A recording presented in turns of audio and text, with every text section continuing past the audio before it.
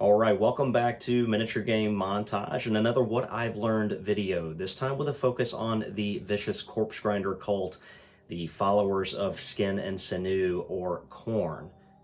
These brutal combat specialists can be very formidable on the tabletop, especially when dealing with heavy Zone Mortalis style terrain. This video will be broken up into topics, and if I remember, I will put timestamps in the description so you can easily reference those. In watching these videos, keep in mind that I'm not an expert in any one gang. I am more of a narrative type of player, but hopefully in watching this video, you'll be able to get a better grasp of what the corpse grinders are about and how to potentially use them, or even how to potentially not use them. But let's dive into our first topic, playstyle. I always start with playstyle, and without a doubt, these guys are short-range, close combat. Any regular ganger will be a formidable opponent. They are fast-moving, have access to the paired trait through their weaponry, and have some brutal tactics cards and weapons. Under normal circumstances, if you find yourself base-to-base with a corpse grinder cult member, you're in for a world of hurt. If you enjoy smashing faces in brutal hand-to-hand combat and getting terrifying and fearsome abilities, which we'll discuss in a moment, these guys will be for you. The masks they wear do get a lot of flack in the Necromunda community, but it is part of the game. I feel that with any gang in Necromunda, they can be made extremely powerful, and they can also be countered. But let's take a look at gang founding, and per the usual, a bad gang founding can really put you in a bind. You start with a leader, or butcher as they are called. The gang can have up to 3 champions or cutters at any time. Also, the number of initiates in the gang must be equal to or higher than the number of gangers. I'm going to go through each type of fighter and give suggested equipment. Ultimately, it's up to you to play what you're comfortable with. The leader of the group is called a butcher.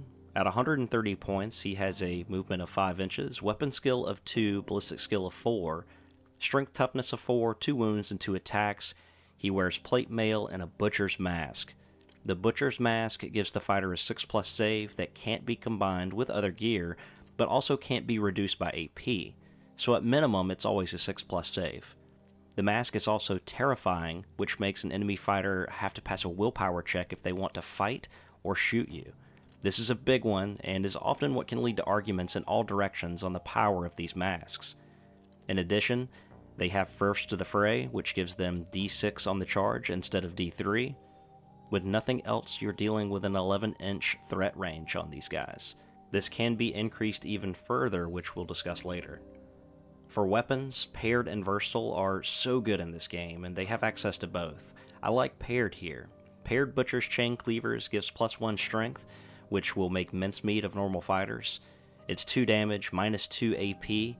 It carries the Shred rule, which on a wound roll of 6, you double the AP. If you really want to go ham, you could do paired Heavy Chain Cleavers, which are strength +2, and Sever. That makes any injury rolls automatic out of actions.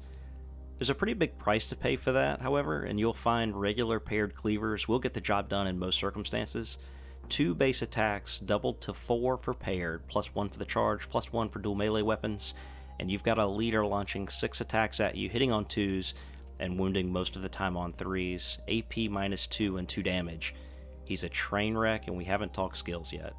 His plate mail gives him a 5+ save in the front, and he can wear an armored undersuit, making that a 4+. At 210 credits with paired Butcher's Chain Cleavers, he is a very formidable opponent. Now, if that wasn't scary enough, let's talk champions, or cutters as they are called. A 90-point base with a 5-inch move, slightly worse weapon skill, but still a 3, strength of 4, toughness 3.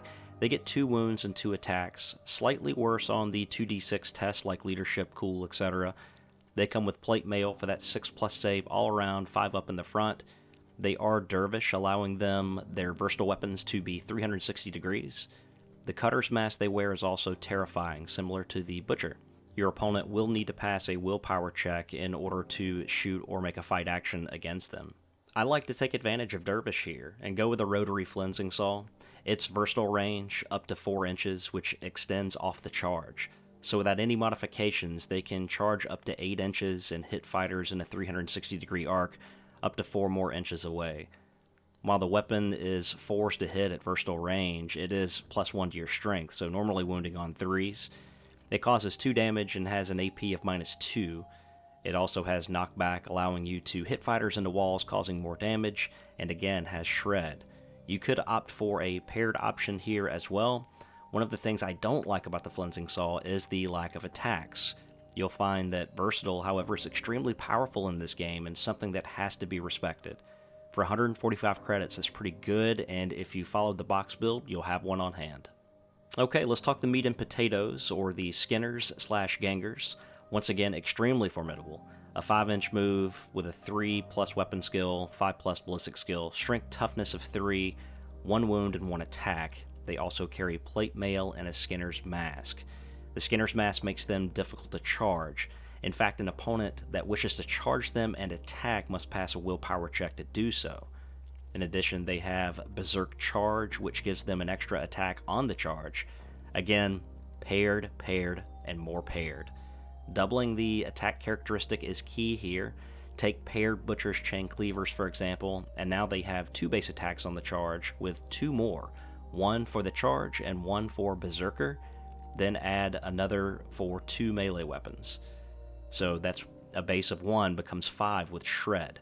You just can't ignore them, and at a minimum, strength +1, they will wreck your day in close combat. Moving on to the Jews, or Initiates, as they're called, and remember, you'll have to have a certain number of these guys. They are 25 credits base, and can also make you have a pretty bad day. It's the standard 5-inch move, ballistic weapon skill of 4+, strength toughness of 3, 1 wound, and 1 attack. Pretty generic stuff overall.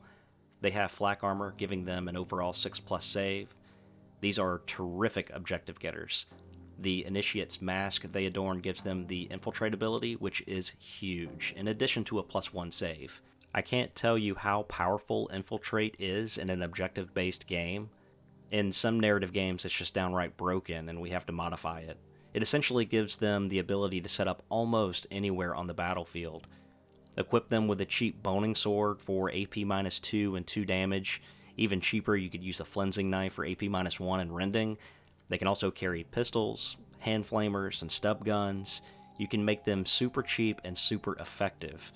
I do like running some of these guys with smoke grenades, allowing them to screen for your close combat fighters.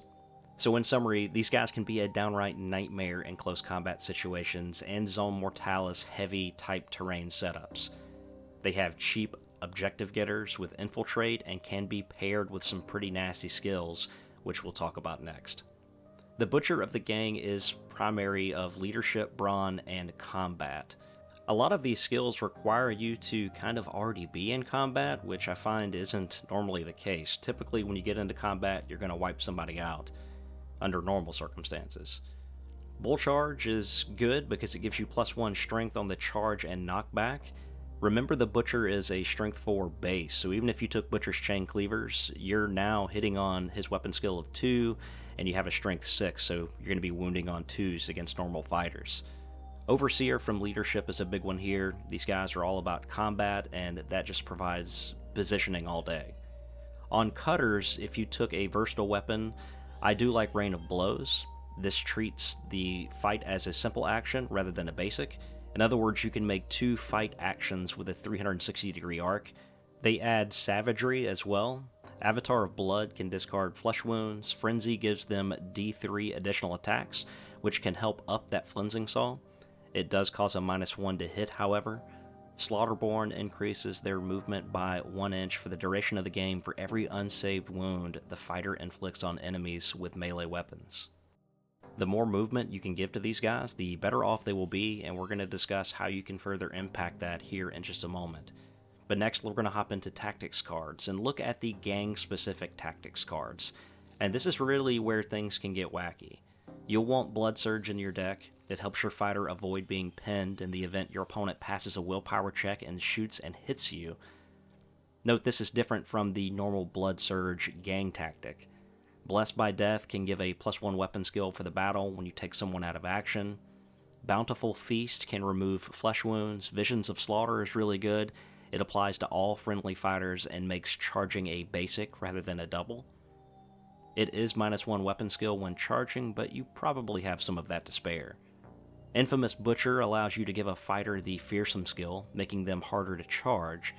Savage Brutality is situational but can turn the tide of battle. Rend and Tear is another card that affects all friendly fighters. Affecting everyone is hard to beat. It gives all of your melee weapons Rend, which can cause extra damage. It's a short list on their gang-specific tactics cards, but definitely some in there to take a look at. Our next topic is going to be gear and the trading post, which I really don't get into that much because I haven't used it much. Maybe a What I've Learned Part 2 will be in the future. But let's talk about the specific Corpse Grinder cult icon. It gives the Enrage simple action. All friendly fighters completely within 6 inches of this fighter, completely, that have a ready marker standing inactive add D3 inches to their move characteristic until the end phase of that round. That's incredibly powerful if you have screening units ahead of this guy, with surrounding fighters wholly within 6 inches. As your campaign progresses, I like armored undersuits for that additional +1 save, smoke grenades with initiates, stem slug stashes add even more movement, as well as strength and toughness. Think of a cutter with a flensing saw, a 5-inch move, plus D3 inches if within 6 inches of the cult icon, plus D3 inches for a charge, plus 2 inches for a stem slug, and 4 inches of versatile. You have a potential 17-inch threat range that has to be respected. You won't see any of that on our channel, but it is written.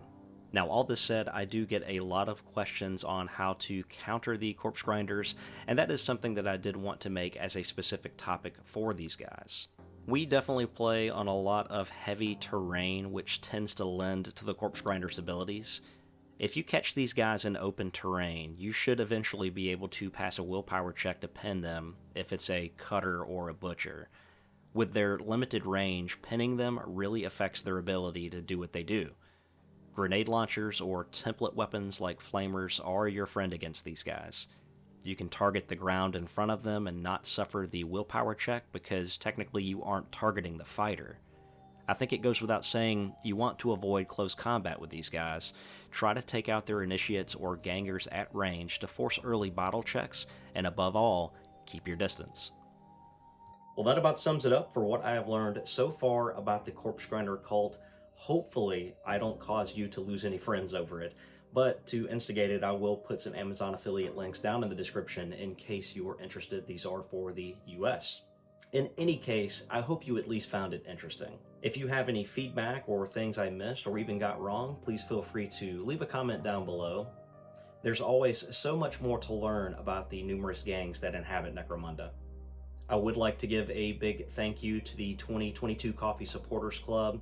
We'll be starting our Season 4 Necromunda campaign very soon, and your names will be on a piece of terrain. If you'd like any more information on that, there will be a link down in the description. It's by no means necessary. If you've watched the video this far, you've done more than enough to support our channel. You are all appreciated.